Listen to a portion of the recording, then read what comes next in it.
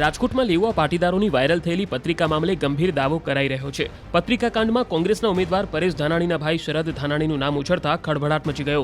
Crime બ્રાન્ચે શરદ ધાનાણી અંગે પૂછપરછ શરૂ થયાની ચર્ચાએ વેગ પકડ્યો છે। 2 દિવસ પહેલા રાજકોટમાં એક પત્રિકા વાયરલ થઈ હતી, જેમાં ભાજપે લેવા પાટીદારો સાથે અન્યાય કરીને કડવા પાટીદારને વધુ લાભ આપ્યો હોવાનો દાવો કરાયો હતો। લેવા પાટીદારોને સતત ટાર્ગેટ કરાયાનો પણ આરોપ પત્રિકામાં હતો। આ મામલે કોંગ્રેસ કાર્યકર્તા 4 પાટીદાર યુવકોની ધરપકડ કરી હતી, કોર્ટમાં પણ રજૂ કરાયા હતા અને બાદમાં તેઓને છોડી મુકાયા હતા। આ મામલે પરેશ ધાનાણીના ભાઈનું નામ ચર્ચામાં આવતા ભાજપે આકરા પ્રહાર કર્યા, કોંગ્રેસ પર ગંભીર આરોપ લગાવ્યા, જેના પર કોંગ્રેસે પણ પલટવાર સાથે સ્પષ્ટતા આપવી પડી હતી।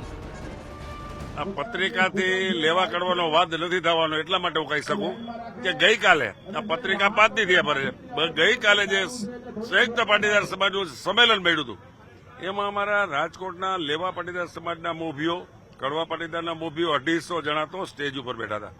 15,000 થી વધારે લોકો ઉપસ્થિત રહ્યા હતા। આના ઉપરથી નક્કી કહી શકાય કે આ બે સમાજ એક મગની બે ફાઇટ છે, અને કોઈ નોખા પાડી શકે એમ નથી।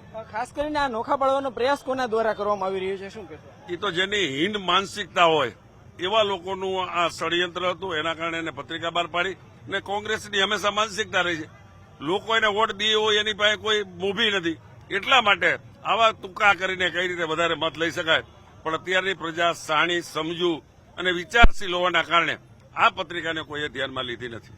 પત્રિકાઓ આવા ચૂંટણી ટાઈમે પ્રોપોગંડા ફેલાવવાનું કોંગ્રેસનું વર્ષો જૂનું કારસ્તાર છે, અને આ કૌભાંડકારી કોંગ્રેસ હંમેશા ખુલ્લી પડી ગઈ છે, આ વખતે પણ ખુલ્લી પડી ગઈ, અને એટલા માટે હાર ભાળી ગયેલી કોંગ્રેસ આવા વાહિયાત રીતે પ્રયાસો કરી રહી છે। કોંગ્રેસના જ વોર્ડ પ્રમુખ, કોંગ્રેસના મંત્રી, કોંગ્રેસના આગેવાનો આ પત્રિકા રાત્રે વેચતા સીસીટીવી ફૂટેજમાં આવી ગયું છે। પોલીસ તપાસ થઈ રહી છે, તટસ્થ તપાસ થશે અને દૂધનું દૂધ, પાણીનું પાણી થશે, પરંતુ કોંગ્રેસ હાર ભાળી ગઈ છે, એટલે આવી રીતે આવા હીન પ્રયાસો કરી રહી છે। ખરેખર એ પત્રિકા કોઈ પણ ઉમેદવાર હોય તો પત્રિકા નાખતા હોય તો કોઈ ગુનો બનતો નથી, પણ આ ભાજપના શાસકો હાર ભાડી ગયેલા છે, એટલે જેના તેના નામ ફસાવી આ ફસાવવાના કોશિશ કરે છે આ લોકો।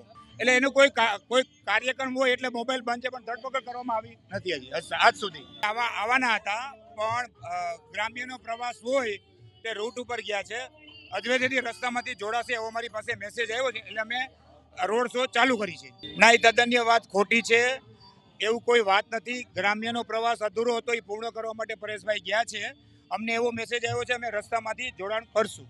પણ અમુક જે મોરબીના જિલ્લાના જે અમુક ગામ બાકી રહેતા હતા, એટલે પરેશભાઈના ધ્યાન ઉપર આવતા પરેશભાઈ કીધું એ કાર્યક્રમ પૂર્ણ કરું છું। ના, એ વાત તદ્દન્ય ખોટી છે। પરેશભાઈ બીજા કામમાં, શરદભાઈ બીજા કામમાં હોય છે, એટલે કોઈ ધરપકડ કરવામાં હજી આજ સુધી આવી નથી।